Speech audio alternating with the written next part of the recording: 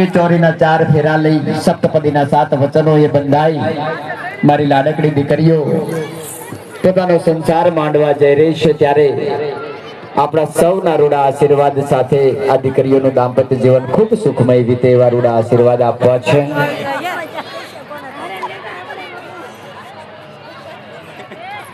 બધાયનો આવી જાય, નો ટેન્શન.